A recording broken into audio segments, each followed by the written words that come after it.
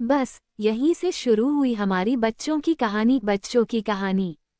चारों दोस्तों ने फैसला किया कि वे इस खजाने को ढूंढने जंगल में जाएंगे। अगली सुबह सूरज उगने से पहले वे अपने छोटे छोटे बैग में रोटी, पानी की बोतल और एक मशाल लेकर जंगल की ओर निकल पड़े। नक्शा पुराना और फटा हुआ था, लेकिन उसमें कुछ निशान और संकेत थे जो रास्ता दिखाते थे। ये भी पढ़े छोटा जादूगर और अंतरिक्ष का रहस्य, एक अद्भुत हिंदी बाल कहानी।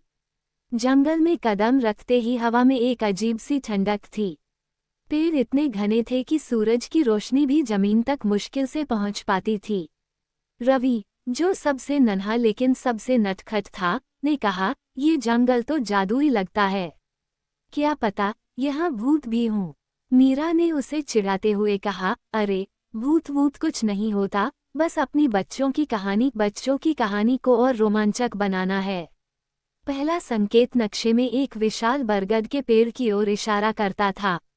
चारों दोस्त उस पेड़ तक पहुंचे, जो इतना बड़ा था कि उसकी जड़ें किसी किले की दीवारों जैसी लगती थीं। पेड़ के नीचे एक पुराना पत्थर था, जिस पर कुछ प्राचीन अक्षर लिखे थे। अनु, जो पढ़ने में तेज थी, ने अक्षरों को पढ़ने की कोशिश की। ये लिखा है, साहस का रास्ता चुनो, डर का नहीं। जंगल का रहस्यमयी खजाना, the mysterious treasure of the jungle 3। तभी पेड़ की जड़ों के बीच से एक गहरा गड्ढा दिखाई दिया। छोटू ने उत्साह में उसमें झांकने की कोशिश की, लेकिन अचानक एक जोरदार आवाज आई, जैसे कोई भारी चीज जमीन पर गिरी हो। दोस्त डर गए, लेकिन अनु ने कहा, हमें डरना नहीं है। ये हमारी बच्चों की कहानी, चिल्ड्रन स्टोरी का पहला इम्तिहान है। ये भी पढ़ें, गुप्त जंगल का रहस्य, the mystery of the secret jungle. वे गड्ढे में उतरे। अंदर एक लंबी, अंधेरी सुरंग थी। मशाल की रोशनी में दीवारों पर चमकते हुए चित्र दिख रहे थे, जादुई जानवरों, उड़ते हुए पक्षियों और एक सुनहरे खजाने की तस्वीरें। सुरंग के अंत में एक बड़ा सा दरवाजा था, जिस पर एक पहेली लिखी थी। मैं हूँ वह जो रात में चमकता, दिन में छिप जाता, मेरे बिना नक्शा अधूरा, मुझे ढूंढो तो खजाना पूरा। चारों दोस्त सोच में पड़ गए। यह क्या हो सकता है? मीरा ने कहा। रवि ने अचानक चिल्लाकर कहा, तारा। ये तारा है, रात में चमकता है, दिन में छिप जाता है। सबने उसकी बात मानी और दरवाजे पर एक तारे के आकार का छेद ढूंढा। छोटू ने अपनी जेब से एक चमकता हुआ पत्थर निकाला, जो उसने रास्ते में पाया था। उसने उसे छेद में फिट किया और दरवाजा खुल गया। दरवाजे के पीछे एक विशाल गुफा थी, जिसके बीच में एक सुनहरा संदूक चमक रहा था। दोस्तों की आंखें चमक उठीं, लेकिन जैसे ही वे संदूक की ओर बढ़े, गुफा में अचानक हलचल मच गई। दीवारों से अजीब सी छायाएं उठने लगीं। ये छायाएं जादुई प्राणियों की तरह लग रही थीं, जो खजाने की रक्षा कर रही थीं।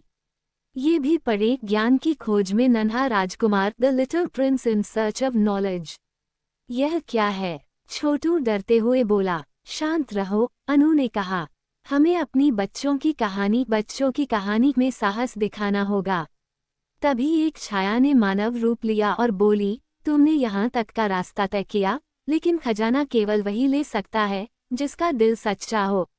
उसने एक सवाल पूछा, तुम खजाने का क्या करोगे? चारों दोस्त एक दूसरे की ओर देखने लगे। मीरा ने कहा, हम ये खजाना गांव वालों के लिए इस्तेमाल करेंगे, स्कूल बनाएंगे, गरीबों की मदद करेंगे। बाकी दोस्तों ने भी सहमति जताई। छाया मुस्कुराए और गायब हो गई। संदूक अपने आप खुल गया। अंदर सोने चांदी के सिक्के, हीरे जवाहरात और एक प्राचीन किताब थी। किताब में लिखा था कि असली खजाना दोस्ती और साहस है। चारों दोस्तों ने खजाना गांव लाकर बाबा भैरवनाथ को सौंप दिया। गांव में स्कूल बना, बच्चों के लिए खेल का मैदान बना और सभी खुशहाल हो गए। इस बच्चों की कहानी से हमें ये सीख मिलती है कि साहस, दोस्ती और सच्चाई से कोई भी मुश्किल रास्ता आसान हो सकता है। चारों दोस्त आज भी गांव में अपनी इस रोमांचक यात्रा की कहानी सुनाते हैं और बच्चे उनकी बच्चों की कहानी सुनकर रोमांचित हो जाते हैं।